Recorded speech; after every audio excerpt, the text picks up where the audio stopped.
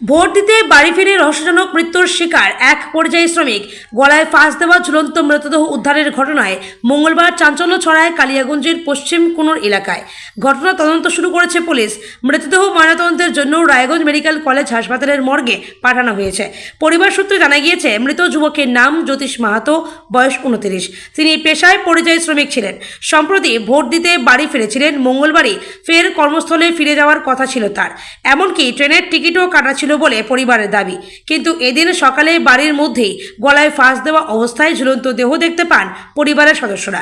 খবর পেয়ে ঘটনাস্থলে পৌঁছায় কালিয়াগঞ্জ থানার পুলিশ। মৃতের আত্মীয় বিনয় মাহাতো জানান, ও কেন এমন সিদ্ধান্ত নিল তা আমরা বুঝতে পারছি না। কোনো সমস্যার কথাও বলেনি। অস্বাভাবিক মৃত্যুর মামলা রুজু করে ঘটনা তদন্ত শুরু করেছে পুলিশ। যে মারা গেছে সে আপনার কি হবে? সুমন্দি হবে। কি নাম? জ্যোতিষ মাহাতো। বয়স কত? 29 বছর। আচ্ছা, কোথায় বাড়ি? পশ্চিম কুনোর। কি হয়েছিল ঘটনা? কি মারা গেছে? সুসাইড। কিভাবে?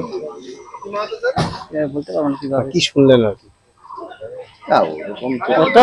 ওরকম কিছু নেই। কি মানে ফাঁসি দিয়েছে বা কিছু? ফাঁসি দিছে। কি কোথায় ফাঁসি দিয়েছে? কি বাড়িতে। হ্যাঁ, বাড়িতে। তো সেটা একটু বলুন, কোথায় ফাঁসি, কি শুনলেন? কি বাড়িতে ইয়ার দালান ঘরের সাইডে আর কি। ওখানে ফাঁসি, কোণের মধ্যে পিলারের সঙ্গে। কখন জানতে পারলো বাড়ির লোক? সকালে।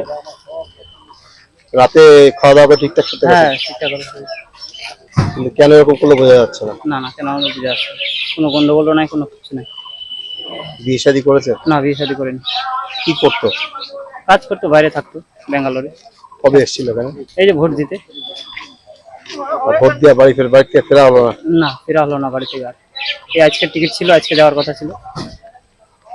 যাওয়ার আগেই মারা গেল? যাওয়ার আগেই মারা গেল।